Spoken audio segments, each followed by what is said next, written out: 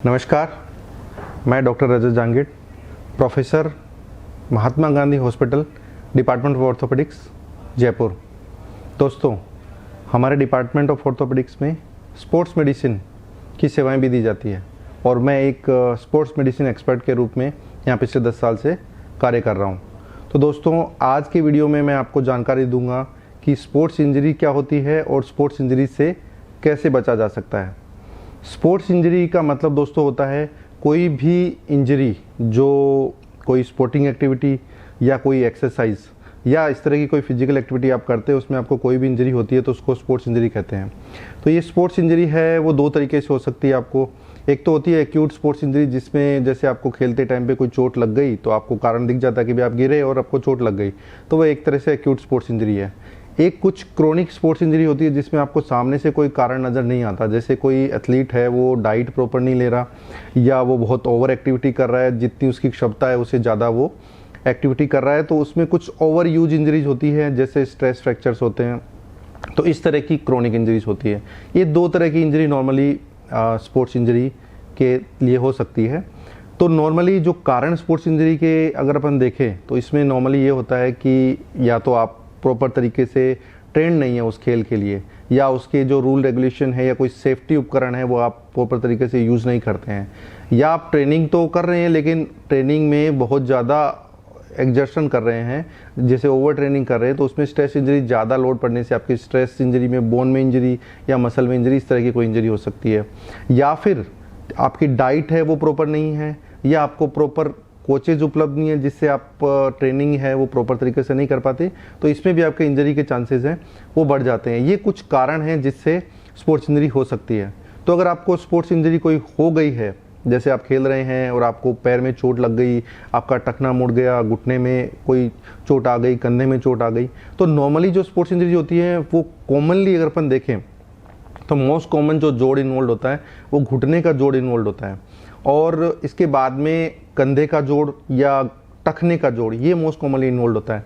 तो घुटने की जो चोट है उसमें काफ़ी सारे जो लिगामेंट्स हैं वो टूट सकते हैं आपके। तो मैं आपको घुटने के कुछ कॉमन लिगामेंट्स है उसके बारे में कुछ जानकारी देना चाहूँगा। तो ये आपका एक घुटने का मॉडल है जिसमें आप सामने देखते हैं तो एक पटलेट टेंडन होता है, बीच के सेंटर में एक ACL लिगामेंट है वो रहता है, पीछे की साइड में PCL लिगामेंट है, साइड में MCL और LCL लिगामेंट है। तो ये ACL लिगामेंट है, ये चोट है वो विश्व में देखें तो घुटने में होने वाली सबसे कॉमन चोट में है, और कोई भी हड्डी की जो चोट होती है उसमें भी ये जोड़ में होने वाली चोट में सबसे कॉमन है। और सबसे बुरी बात वो इस चोट के साथ में ये है कि ये जो लिगामेंट की चोट है वो नॉर्मली किसी भी तरीके से अगर पूरा टूट जाए तो हील नहीं होती है। तो ये मोस्ट कॉमन लिगामेंट है जिसकी सर्जरी भी अपन को करनी पड़ती है। कंधे में अगर अपन देखें तो कंधे में जो मांसपेशियां होती है कंधे की, जिसको रोटेटर कफ मसल्स कहते हैं, तो कंधे में 4 तरह की मांसपेशियां होती है। ये मसल्स हैं, इनमें से कोई भी मांसपेशी आपकी टूट सकती है। इसके साथ में कुछ स्पेशल गेम्स हैं, जैसे कुछ ओवरहेड एथलीट्स जैसे थ्रोअर्स हैं, पिचर्स हैं, इस तरह के जो एक्टिविटी जिसमें आपको कंधे से थ्रो करना पड़ता है, तो उसमें कुछ स्पेशल प्रॉब्लम्स रोटेटर कफ के अलावा कंधे में जिसको कहते हैं शोल्डर इम्पिंजमेंट वो हो सकता है। बाइसेप्स टेंडन में कुछ टेयर्स होते हैं, लेबरल टेयर्स होते हैं, स्लैप टेयर्स, ये भी काफ़ी कॉमन इंजरीज है जो इसमें हो सकती है। इसके साथ में टखने में जो लिगामेंट होता है ATFL लिगामेंट, वो कई बार पैर मुड़ जाने की वजह से बड़ा कॉमनली इंजरी उसमें हो सकती है। अब ये अगर ये लिगामेंट आपको मान लो कोई तुरंत चोट लगी है, अभी कभी चोट लगी है, तो आप क्या कर सकते हैं वो मैं आपको जानकारी दूंगा। उससे में सबसे पहले तो ये है कि आप जो जिस पार्ट में आपको चोट लगी है उसको सेपरेट करें। आपको अगर इंजरी हो गई है किसी एथलीट को तो उसको मैदान से बाहर लेकर जाएं। उसके बाद में एक प्रोटोकॉल आपको फॉलो करना रहता है, उसको कहते हैं प्राइस प्रोटोकॉल। प्राइस का मतलब है प्रोटेक्शन, जहाँ पे आपको चोट लगी है उसको आपको प्रोटेक्ट करना है। उसके बाद में आता है R से रेस्ट, जिस भी पार्ट में चोट लगी है उसको रेस्ट देना है, उस पर चलना नहीं है।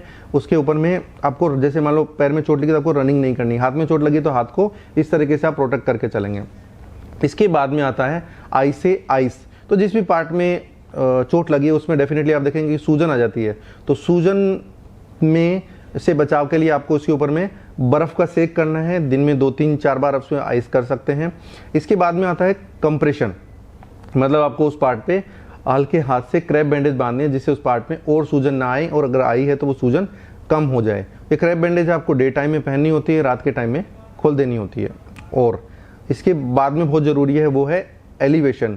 जिस भी पार्ट में आपको चोट लगी है, हाथ में या पैर में, उस पार्ट को, जैसे हाथ में लगी तो हाथ को इस तरीके से ऊपर की तरफ रखेंगे, पैर में अगर चोट लगी है तो आपको ये 2 तकिए लगा के इस पैर को ऊपर की तरफ में रखेंगे, जिसमें जो ये रहे कि जो आपके जिस भाग में चोट लगी है वो जो अपना हार्ट है उससे थोड़ा सा ऊपर रहे, तो जो सूजन उसमें आ रही है वो ग्रेविटी की वजह से नीचे की तरफ में आ जाएगी और सूजन कम होने लगी।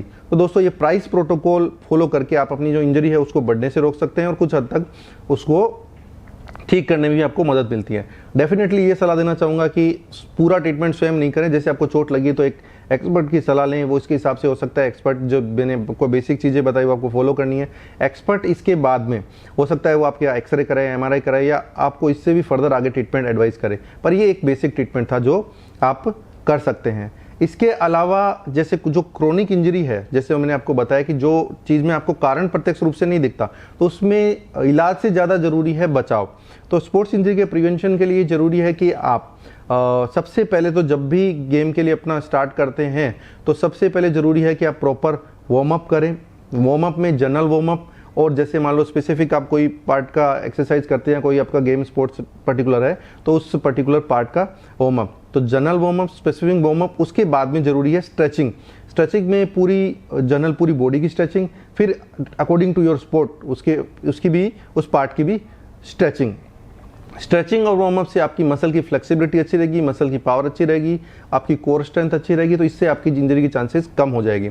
इसके अलावा गेम में ज़रूरी है कि आप गेम के नियमों का पालन करें, उसकी प्रॉपर ट्रेनिंग लें। अगर कोई सेफ्टी गार्ड, सेफ्टी इक्विपमेंट जैसे हेलमेट, माउथ गार्ड या और सिन गार्ड, इस तरह की अगर आपके सेफ्टी इक्विपमेंट आपके किसी पर्टिकुलर गेम में ज़रूरी है तो वो भी आप उसका पालन करें। अगर आपको कोई इंजरी मान लो थोड़ी बहुत हुई है तो उसका समय से ट्रीटमेंट भी ले, जिससे इंजरी है वो फर्दर ज़्यादा बढ़े नहीं। तो दोस्तों इस वीडियो में मैंने आपको पूरी जानकारी दी कि इंजरी है, स्पोर्ट्स इंजरी है, वो क्या होती है, किस कारण से हो सकती है, किस टाइप की है, और बेसिक उसमें आप बचाव के लिए क्या कर सकते हैं। तो दोस्तों आशा है ये आपको वीडियो पसंद आएगा और इससे आपके जो स्पोर्टिंग करियर है उसमें कुछ आपको लाभ होगा। धन्यवाद दोस्तों, नमस्कार।